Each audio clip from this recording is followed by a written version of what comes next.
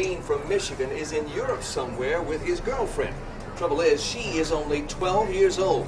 We'll hear what his family has to say. Plus, Hurricane Claudette comes ashore in Texas. We're going to take you there live, right here on Fox 2, later today. Time didn't seem right here, and we didn't get the pictures. I don't want to see trees. Right, we shouldn't, all right, so we should. Right, we need to see damage, not just trees in the wind. Yes. I did not come to this juncture in life through a plan, or it was certainly not my desire to become an anchor in a major market TV station. I thought I was going to become a lawyer. My grandfather was an attorney, and I had a wonderful opportunity about, I'd say, 17 years ago to go to law school during the day and report for a local TV station in Baton Rouge, Louisiana.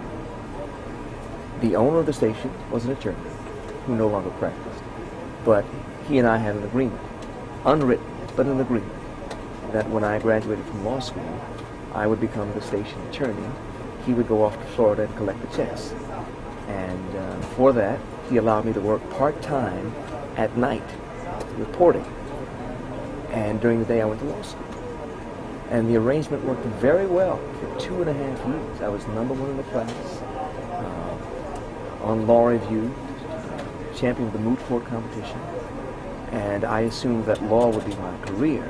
But the same skills I used in the courtroom, I also used in reporting, to explain complex issues, to make them understandable, and to get an audience, to make sure that people listen to me and would understand what I said. Well, those skills helped me immensely in ways I didn't realize. Somebody came to Baton Rouge and taped me. As a young man, I don't know if you're aware of the headhunters who travel the country. There are at least 24 firms that go all over the country and videotape everybody on the air. Then they put those tapes in a central repository. Stations like this pay those consulting firms to find people like you. Somebody in St. Louis, a news director, saw my tape, flew down to Baton Rouge, Louisiana, and said, "Young man, how would you like to anchor the news in St. Louis?" I said, "Well, that's a nice offer, but I'm going to be an attorney. My grandfather was an attorney, and it's in my blood." He says, "Do you understand how TV works? How much money can you make your first year out of law school?" And I told him, 40, 50,000. He said, "I'm going to write something on a napkin." And he passed the figure to me. And it was gigantic, more than double what I could make as a lawyer my first year. I said, "Okay, you're going to give this to me the first year?" He said, "Yes." That paid for everything, all of my tuition, everything, all of that debt wiped out. I said, "Okay, sir, I'll do it for you, but if I don't like it, I'm going back to law school." I said, "Son, if I don't like you, I'm going to fire you the first week." But I took the chance, went to St. Louis. It worked out fine, and I loved it. I loved it. The aspect of doing live shots and reporting from all kinds of places in the world. I was up in a helicopter almost every night, reporting from places, Cape Girardeau, Missouri, to St. Louis, to Chicago, to Kansas City. It was wonderful. So from 86 to 89, I fell in love with the business.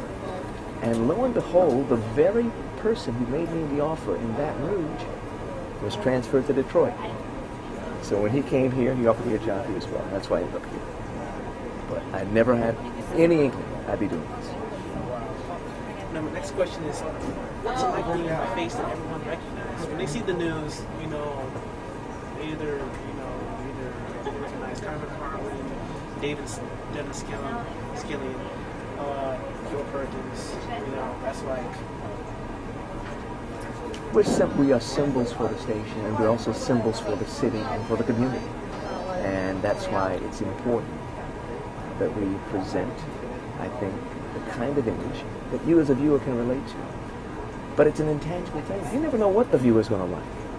And there are lots of talented people out there who anchor the news or who report, and who may never get the opportunity that we have. That's why we have to treat this with a great sense of of responsibility and respect.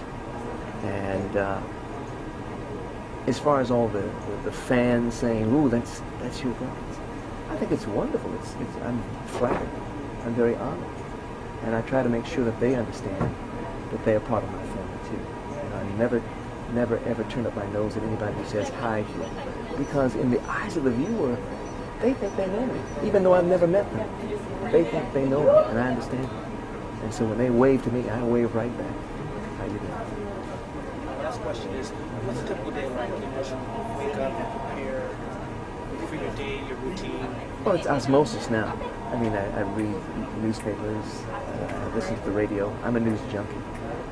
I love the news, and I love knowing about news. The wonderful thing about a station like this is that you have access to news from so many sources, from satellites.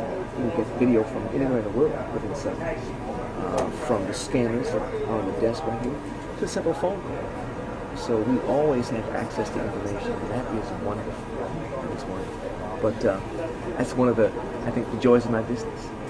The fact that we have this information and we can disseminate it, can communicate it, hopefully effectively, to a large audience so that they will be informed too.